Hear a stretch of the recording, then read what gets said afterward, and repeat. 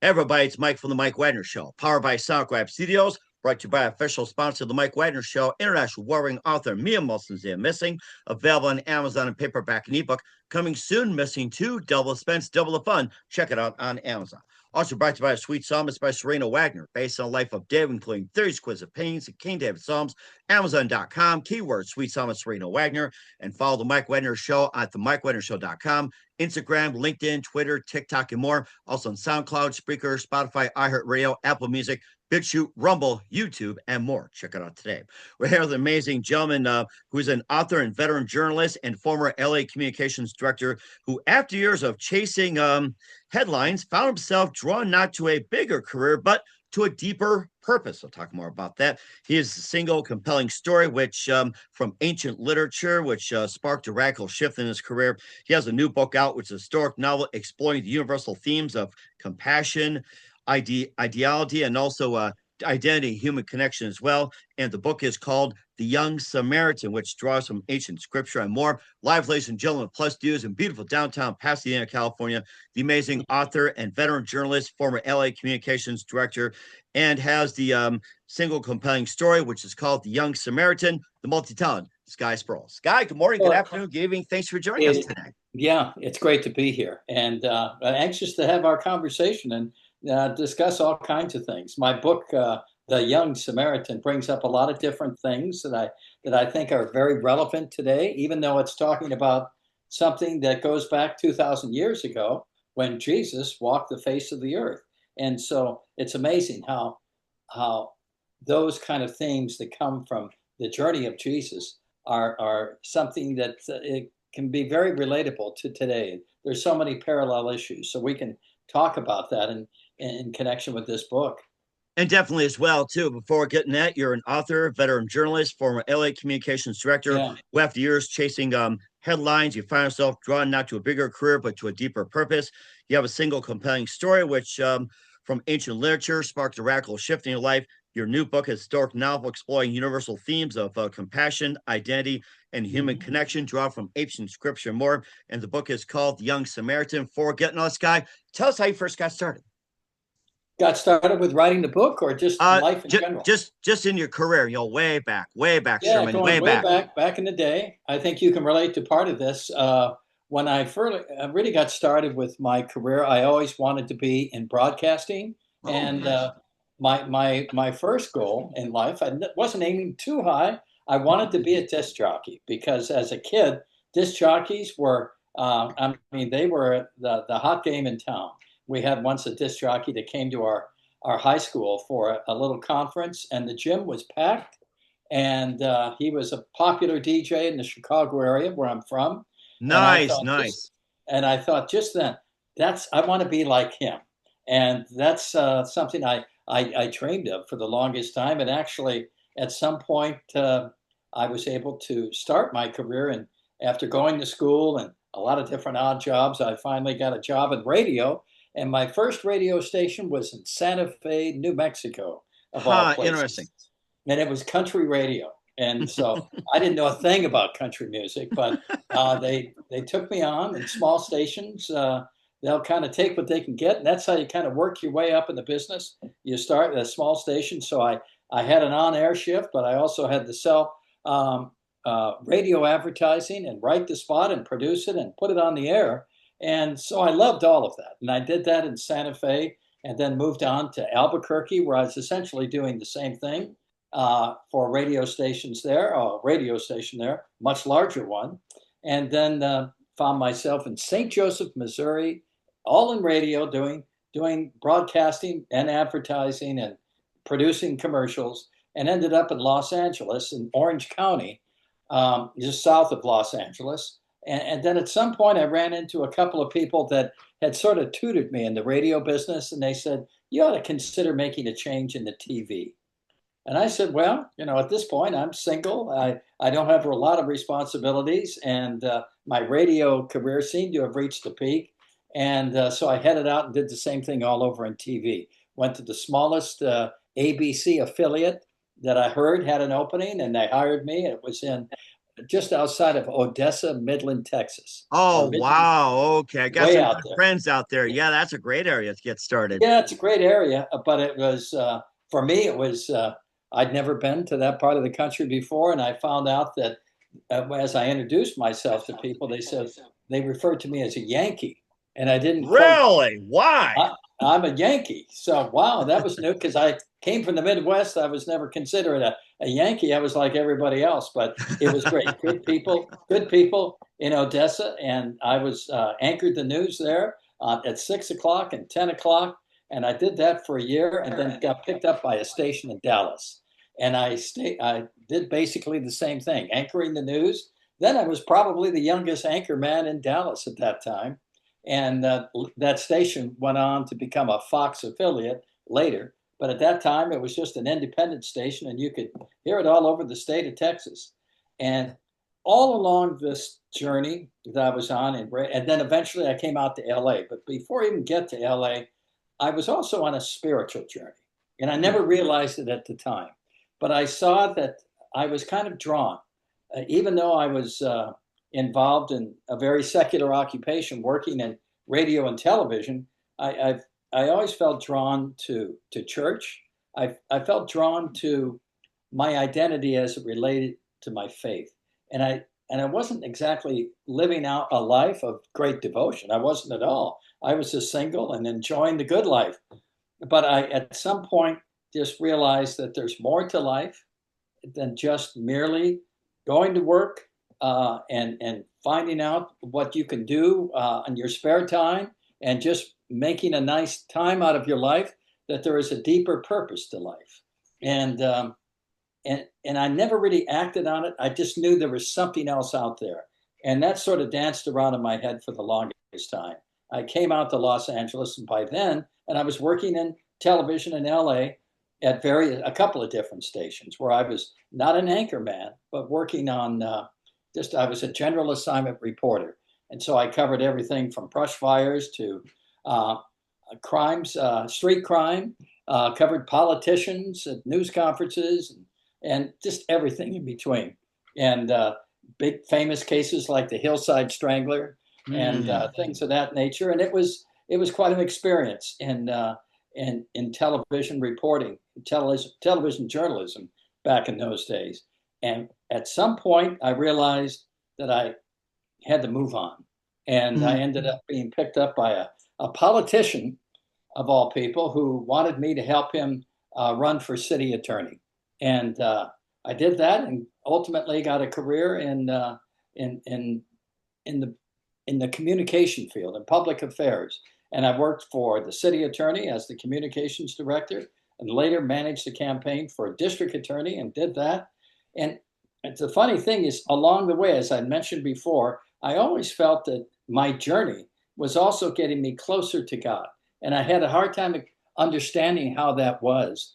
I began going to church. I acted on that impulse, and I began attending church. And even though I wasn't quite, I think a lot of us aren't certain about where we stand with our faith.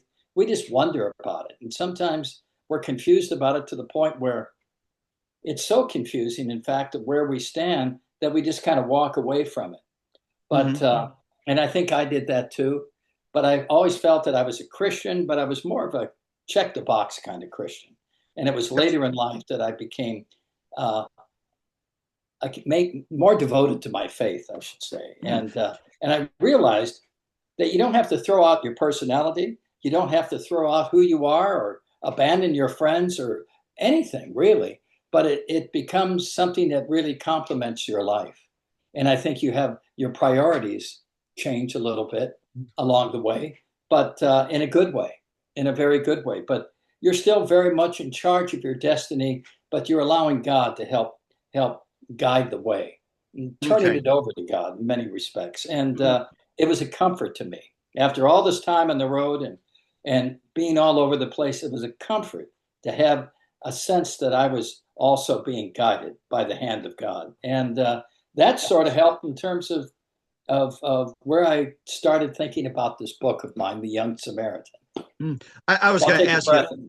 I was going Yeah, to ask you a couple of things as well too. That you were kind of leaning towards like the tugging of coming to spirituality, coming to Christ, and yeah, everything in your yeah. very early stages. What exactly were you doing at the time, and what was that one precise moment that you felt this urging of coming to spirituality, Christianity, and all Yeah. that? Do you recall where were you at? What were you doing at that time that you were starting to kind of feel a little tugging in here? Well, you know what? It's always kind of a for me. I know there are people that have had this sort of mountaintop experience, or they've had something that has just kind of exploded within them, or they've just really seen the light. It didn't so much happen to me that way. I think it was just the progression that I just kept. I just kept. Just it was something that built. There was sort of a momentum. Going to church, finding more people that were connected with God, that I kind of embraced their companionship. But I will say, in terms of a singular experience, it was funny. I was driving from Texas, Dallas, Texas, all the way back to Los Angeles, where I had formerly lived, and I was going to ultimately work for television stations doing the news in LA, as I've mentioned. And somewhere along the way, I don't even know where I was, but somewhere between Dallas and LA, there was this park along the highway, along the interstate, and I decided to pull in. And I didn't know why. I didn't need gas. I didn't really need a rest, but I pulled into that park and I got out of the car and I went to a picnic table, and it was so beautiful around there. I just prayed. I prayed, and it was so unusual for me not to pray necessarily, but to pull over the road and find a place and pray. And I didn't even know I was going to do that when I pulled over. I just knew that I had to drive off to this secluded park and get out of the car for a while. And I prayed. I prayed. I can't even tell you what the words of my prayer were, but I was there for the longest time, and I felt refreshed. I felt empowered. I felt good about myself, and I got back in the car and drove the rest of the way to Los Angeles. And you asked for a singular thing I haven't really thought about it for a while, but that may have been it. And I think that is really well too. And I think we've all had our moments and experiences and all that. And your story draws from ancient scripture. Where in scripture, we'll find out more with author Sky Sprowles of the Young Samaritan. But first, listen to the Mike Wagner Show at the MikeWagnerShow.com, powered by SoundCloud Studios. Visit online at SoundCloudStudios.com for all your needs. Look at a professional website without breaking your budget. SoundCloud Studios is the answer. SoundCloud Studios offers fast, affordable custom web designs that blow the competition away. Call today 1-800-303-3960. That's 1-800-303-3960. Or email to support@soundclubstudios.com. Mention the Mike Wagner Show. Get 20% off your first project. Sonic Web Studios. Take your image to the next level. Also, time to give an official shout out to our official sponsor of the Mike Wagner Show, international warring author Mia Molson-Zia. If you love fast-paced mysteries, you love Missing by Mia Molson-Zia, available on Amazon in paperback and ebook. Missing is fast-paced and intriguing with an unforgettable twist. Takes place in 4 countries, 2 strangers, 1 target, where truth is illusion and those who love you to first go missing. It's available on Amazon in paperback and ebook. Missing by Mia Molson-Zia has garnered great reviews and even endorsed by Howard celebrities, including Joanna Cassie, Forbes Riley, and many others. So grab your copy today for it goes Missing by Mia Molson-Zia, available on Amazon. Coming soon, Missing 2, double the expense, double the fun. Check it out on Amazon. Also brought to you by a sweet psalmist, Special Rena Wagner, based on a life of David, including 30 exquisite paintings and King David's Psalms. The sweet psalmist gives a new perspective of David through Psalms he wrote in time of the shepherd where it started, and complicated yet turbulent relationship with King Saul. It's a story of love, betrayal, repentance, hope, and more. Check out The Sweet Psalmist by Serena Wagner on Amazon. Keyword Sweet Psalmist Serena Wagner. Also, check out the Mike Wagner Show at the MikeWagnerShow.com. 50 podcast platforms, 110 countries. Follow us on Facebook, SoundCloud, Spreaker, Spotify, iHeartRadio, Apple Music, BitChute, Rumble, YouTube, LinkedIn, Instagram, Twitter, TikTok, and more. Take us with you on any mobile device. And for great gift ideas, go to Amazon.com. Check out the Mike Wagner Show podcast, T-shirts, pop sockets, throw pillows, tote bags, hoodies. Makes great gifts 24/7. Go to Amazon.com. Check out the Mike Wagner Show podcast. And for more great gift ideas, go to Amazon.com/Mia Molson-Zia. Great books, merchandise, and more. And support the Mike Wagner Show on Anchor FM, PayPal, and the MikeWagnerShow.com. We're here with amazing author, veteran journalist, former LA Communications Director, Sky Sprowles, here on the Mike Wagner Show with the Young Samaritan. And before getting to the Young Samaritan being a single, compelling story from ancient literature, and you talked about having it drawn from it.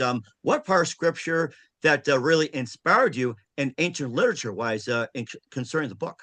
Well, in this, I've always been drawn as I became more involved with my faith, uh, which probably happened really in earnest when I was more of a middle-aged man. But I was always drawn to the Gospels.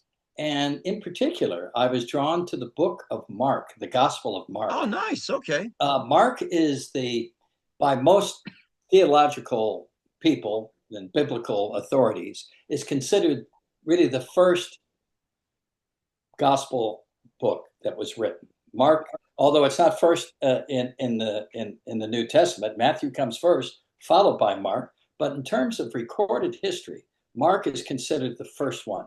And what's interesting about the book of Mark, Mark is more of a he's more like a reporter.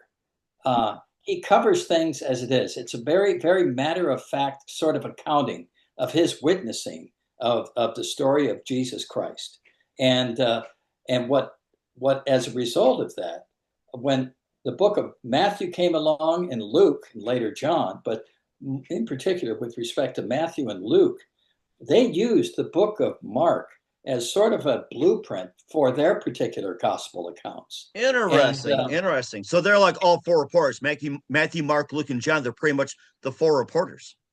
Right, but in terms of Matthew and Luke and John, they went off in different directions. But Matthew or Mark is the first, and they use a lot of Mark's accounts in telling their own story of the gospel.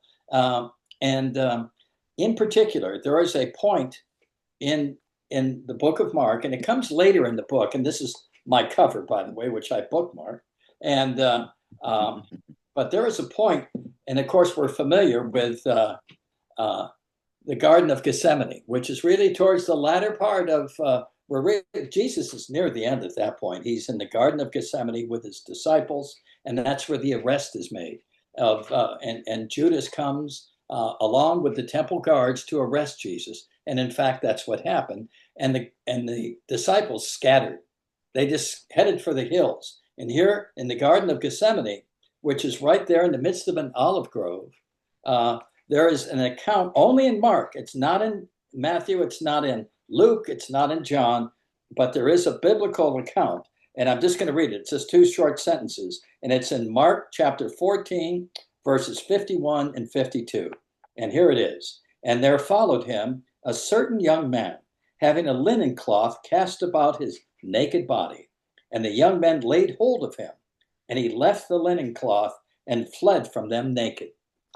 Now, that to me was a very profound sort of commentary, witnessing in the book of Mark, not picked up by anybody else. But the funny thing about Mark, he is a very matter-of-fact sort of a way of his account of the story of Jesus.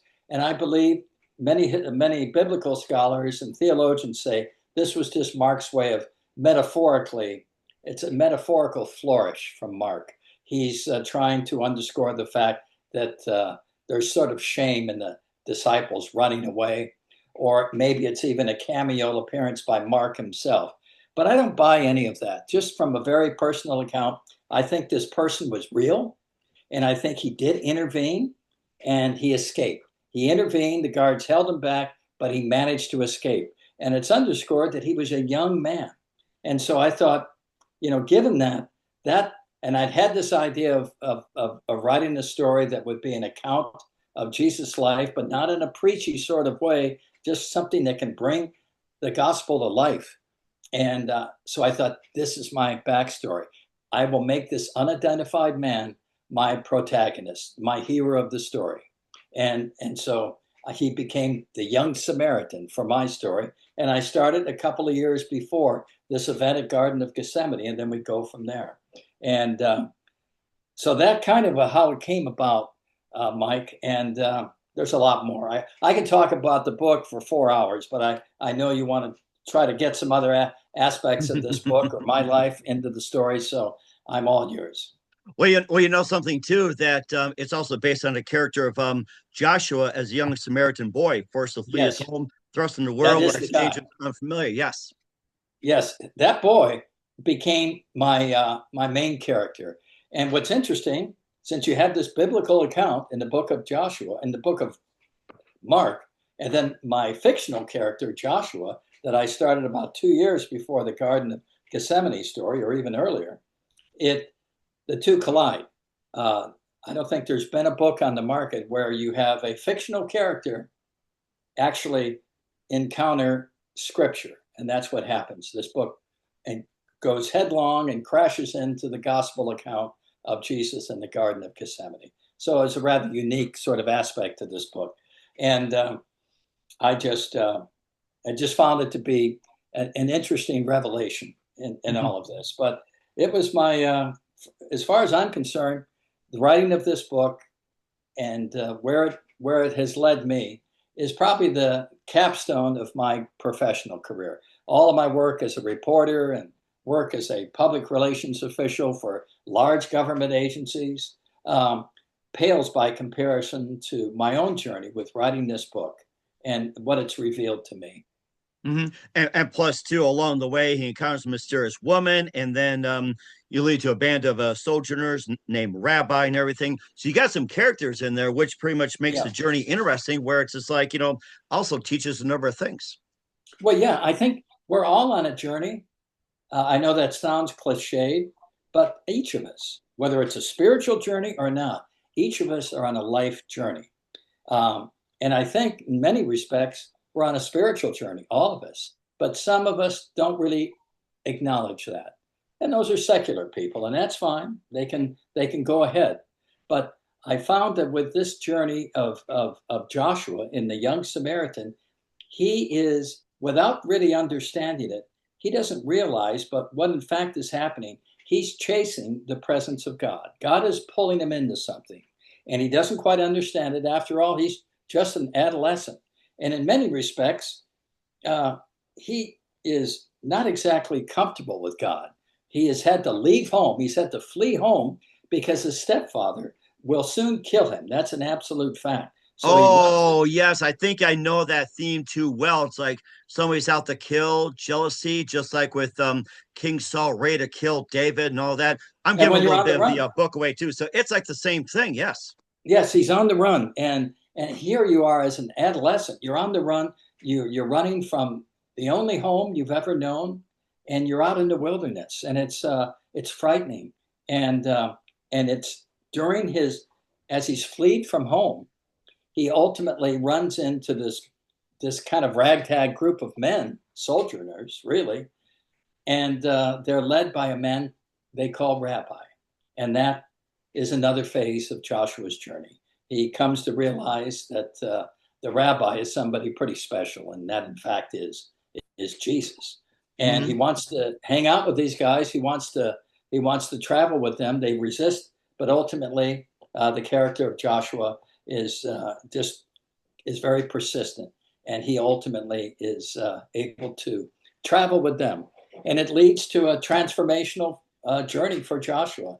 And along the way, I think a reader of this book, The Young Samaritan, will in many ways start to cheer for Joshua, because in all of our lives, we all have found times in our life when we're searching for something, and maybe Right. maybe we still are. But I think one of the most compelling aspects to all of our journeys is the search to belong, to be a part of something that is true, and this is where I belong. We all talk about finding purpose in life and finding meaning in life, but I think what outweighs that is the search to belong. And that's very much about what the story of the young Samaritan is. Joshua trying to find where he belongs. And I think that's where the reader of the book, The Young Samaritan, will kind of latch on to this story because they find that in their own life. Many of us still are searching, and that's okay. I Hmm. think for many, it's okay to continue the search. And then there are others that kind of found where they belong years and years ago, and they're fine with that. But I think the search is important. We're all attracted to the idea of journey, whether it's our own life journey or one we want to read about. And that's very much the part of the Young Samaritan. This is a story about journey, about adventure, about faith, and about how you find your place in the world.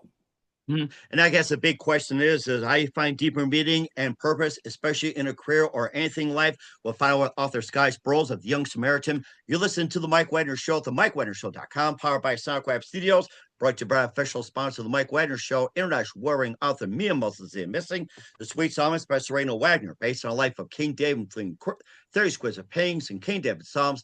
Amazon.com, keyword Sweet Psalmist Serena Wagner. We'll be back with author Sky Sprowles of the Young Samaritan after this time out. We're back in multi-talented author Sky Sprowles on the Mike Wagner Show with the Young Samaritan out of Pasadena, California, having a great journalistic career. Of course, there's people out there that do have a career. Some people don't. Some people like what they're doing, and some people can't stand their careers. It's getting prevalent out there. And I guess the question is, you may be in a job you don't feel fulfilled, but I guess the question is to all listeners out there, what's your advice, and how do you manage to find a deeper meaning and a real purpose in life, especially when it comes to careers? Well, career, I'll go back to my spiritual side of me. I believe that God doesn't expect us to just play it safe in life. Right, exactly true. Too many people are way doing that. Safety, safety, safety. Don't get hurt. Oh my gosh. Yeah, yeah. I mean, that's so true in life, and I can understand that people. I mean, this is a crazy world, and in many cases, it's a very dark world, an unsafe world, and the natural I don't know if it's natural, but there is this pull to play it safe. But I think that what the Lord is saying, He spoke that to me, and He has to other people. And I think His message is not necessarily to play it safe. Now, don't be irresponsible, but move on beyond yourself, beyond your comfort zone. And if there's something really inside you that has stirred your passions a little bit, and maybe it's something beyond what you ever could possibly do, but you don't know until you just step out of your comfort zone. And I believe that's the message. That's the faith message of today, that Jesus doesn't call us to play it safe. He calls us to venture out, to step out into the world and scratch that itch. Try to find your place in the world, and that's so important. And one of the ways you can do that, of course, is by trusting God. Put your faith and your trust in Him, and He will guide you in a journey that may not be certain. It may hold a lot of pitfalls, but the one thing is certain, that if you do it with God, you will find that this journey that's very uncertain is something that's actually tailor-made for you. And that's what's going back to the book. That's kind of what I tried to express through the book, that Joshua is tormented. He's in many cases, he's forsaken. His feelings are hurt. He almost loses his life. But yet, along the way, he keeps going. He keeps picking himself and moving in that direction. And I think there's a message for all of us. Mm-hmm. And of course, the message is for everybody as well, too. And of course, there are some people out there, they're still having trouble finding purpose and everything like that. Of course, you have that you seek God, but then you also, get friends, family advice, or, you take some tests or even professional counseling trying to figure out your career. There's a lot of career books out there. It's like, Yeah. Oh my God, what was that one back in the 80s was like, what was it? What color is your parachute? Something like that. Oh, yeah. I mean, there's been so many, and there's been so many self-help books. And that's another thing. We talk about self. I think I think we're getting a little bit past the self-help era. There were so many books on this. You could go down an aisle in a bookstore, and self-help was an entire section.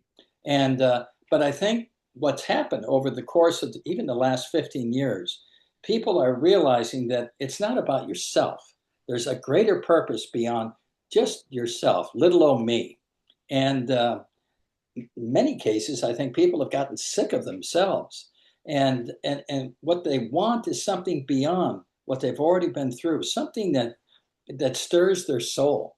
And I think that's where the story comes from that I wrote, but I think that's something, that passion kind of beats within all of us. Mhm. And of course, passion about what you do as well, too, even if you're wrestling identity, purpose, and everything like that. But of course, those self-help books, it all goes back to ancient wisdom. Yeah, and I think part of it when people say, "Oh my goodness, yeah, another book about faith." Um, well, you know, uh, this book that I wrote is not at all a preachy book. It's an adventure. It's a story about a life journey, and I think that's so important when we talk about our own personal journeys, and we worry about, well, if I start going to church, what are people going to think of me? If I start to become this person that's uh, trying to become more faithful in my journey, will people think I'm odd? And of course, the answer is no. But you have to trust yourself. You have to trust God and where He leads you. And if you can't trust God, then who can you trust? It comes down. Exactly. There's You can't really trust anybody else more than God. It has to start by believing. But somebody told me an expression one time. I don't know if he came up with it or he heard it from somewhere, but he said, "It's important to me. I want to get somewhere, but there's a big fence. So I throw my hat over the fence. And now I have to figure out a way to climb over that fence and get my hat." And I think that's an important thing for moving forward. There are going to be blockades. There are going to be all kinds of barriers, but you have to figure out a way to get beyond that barrier. And that's where having faith and trust comes in then. And I think that's how we need to live. And that gets reinforced in the story, The Young Samaritan. But again, I want to emphasize that this is an adventure story, first and foremost. It's not a preachy book. It doesn't pound biblical expressions over and over into your head. It's about, you've realized that as you're reading this book, it really makes sense to you. It brings the Bible to life in a way that doesn't necessarily come across in reading the Bible. The Bible is kind of written in kind of, it can be kind of wooden at times. And for a lot of people, with attention spans being the way they are today, they kind of moved away from the Bible or being in church or a Bible study. And I think that with respect to a book like mine and others out there, if you can find that there is a story behind this, that these disciples who threw everything in their lives away in order to follow this one man, and they had emotions, and what I tried to bring about was the emotions that they feel and the emotions that Joshua felt being with them. The Bible itself is a very emotional story, and but people don't necessarily get that from reading the Bible. And there's much more to it than these stained glass figures of the disciples and Jesus. You want a book, you want a story that puts you at ground level where you can feel everything that's going on. You feel the emotions, you feel the heat, you feel the experience that everybody's going through. And that's what I tried to achieve with the book. And plus, too, it also teaches life's lessons as well, too, not just your purpose in life and everything. There's also some life lessons as well. Absolutely. Like we were talking about before, I don't think God ever intended us to just play it safe. I don't want on my tombstone to be written, "Well, he played it safe." That's not a great legacy. And I think God has a purpose for all of us. And I think it's up to us to help find our way. But I think we need help. And that's where having a spiritual belief comes in, that with that connection, you can find where you belong. And I think once you find where you belong, so much starts to fall into place. If you are absolutely, you belong here, it's like everything finally comes together. It's like, where have you been all my life? Exactly. And it's an epiphany, and it's just a wonderful feeling. And I encourage anybody to just continue to pursue that, because it's there for you, for everybody. And plus provides courage as well, too, and kindness and connection and compassion. I think that is the number one key right now besides purpose. Oh yeah, absolutely. And I think purpose is okay, just like finding your meaning. But I think those got kind of everybody, I think that's gotten beat to death too. I think what outweighs that, because your purpose will come along, your meaning in life, finding meaning in life will come along. But first, you got to find out where you belong. And I think that's where the journey comes in, to continue on your journey in life, wherever you are. If you may be elderly, you may be middle aged, you may be a juvenile. But I think we're all on this path to find out where we belong. And I think that's extremely important, because once you do, once you have that experience where, yes, this is it, I have found it, usually everything starts to come together at that point. You realize that in terms of where God has been and Jesus has been, you look back and you Hmm. realize, well, he's been here all along. I never realized it before, but he's been leading me. Hmm. And I think that's so So, important as well, too. And where can people find the book at, and what's your website, Sky? oh, What? sure. Well, the book can be found on Amazon, of course, and Barnes and Noble, and many other digital retail outlets. But Amazon and Barnes and Noble are the first to come to mind. And of course, my website is www.jssproules. And Sprowles is Sprowles.com. So it's jssproules.com. And of course, the book is just, you type in on, you click in the Young Samaritan, and then of course the name that is, it's my full name really, is J. Period Schuyler Sprowles. We didn't get into my name at all, but Schuyler is a kind of an old school spelling, Schuyler. Nobody on earth when I was growing up was named Schuyler, so I was always wish I had a name like Tim or John, but my name was Schuyler. So at some point, it got my nickname became Sky, and that's I got through my early days that way. But on the book, it's J. Schuyler Sprowles. So anybody wants to click in The Young Samaritan by J. Schuyler Sprowles, you don't even need the name. If you just go to one of those sites, The Young Samaritan, it'll pop up, or even a Google search, it'll pop up. We'll certainly do that as well, too. We're here, author Sky Sprowles of the Young Samaritan here on the Mike Wagner Show. Sky, just a few more things. What else can we expect in 2025 and beyond? Well, I at this point I'm really entertaining the idea of writing another book, or even writing a series of short stories. Part of my life story was the fact that when I was growing up, my father, who I love dearly, but he was becoming more and more fallen by alcoholism. And he was this terribly courageous man, very popular in the community, but his alcoholism was really getting the best of him. And Mm. those were my formative years. And but yet, and we had many conflicts in our lives together. And he died very tragically at the age of 54. And I Oh, think my. there's a little bit of my book that's in there somewhere, the influence. But what I'm thinking about writing, I'm making notes along those lines, is to write a book, a fictional book, but call it My Father's House. And My Father's House would be a story about certainly my dad.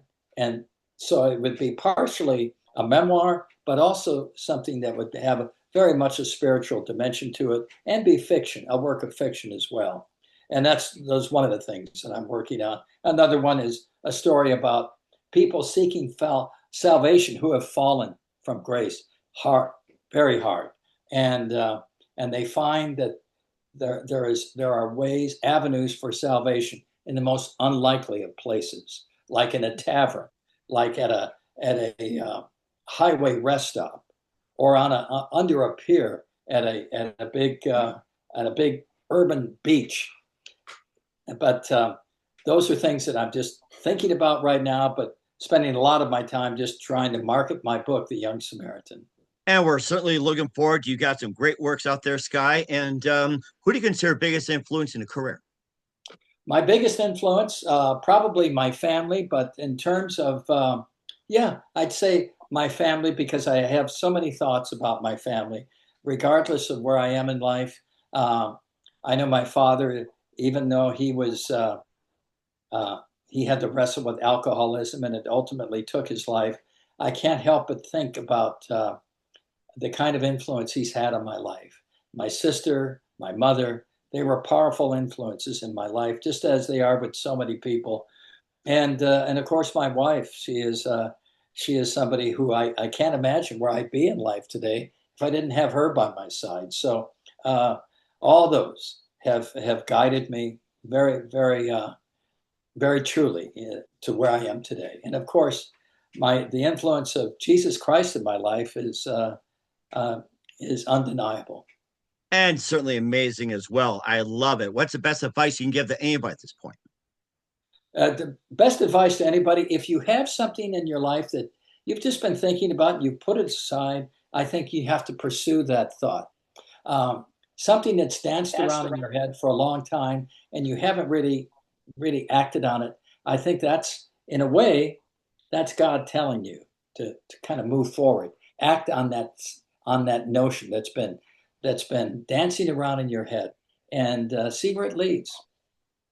Okay, and I think that's great advice to all you people out there. We're here with author Yes, Sky Sprowles of the Young Samaritan here on the Mike Wagner Show. Sky, very big thank you for your time. You've been absolutely amazing, learned a lot. Looking forward to having soon. Keep us up to date. Keep in touch. Laugh, have you back. What's your website? How do people contact you? Where can people purchase or check out your book?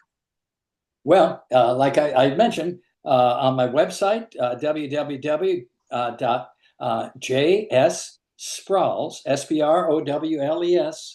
SPROWLES.com, or you can go on Amazon, and just click on the Young Samaritan, and of course many other digital platforms, retailers, Barnes and Noble, Amazon, but there are a lot of others out there. I won't go through all of them, but you will always find the Young Samaritan right there. And I'm getting great reviews. I love the fact that the reviews have floored me. They've been great. So I Hmm. encourage others to give it a try. And right now, the digital copy of the book is 99 cents. So I'm going to keep it that way for a little bit. And then that's kind of generated a lot more sales. That's certainly amazing. We want everybody to do that. Once again, Sky, a very big thank you for your time. You've been absolutely fantastic. Looking forward to having you soon. Keep us up to date. Keep in touch. Laugh, have you back. We wish our best. And Sky, you definitely have a great future ahead of you. Thank you so much, Mike. It's been a pleasure. I've really enjoyed our time together.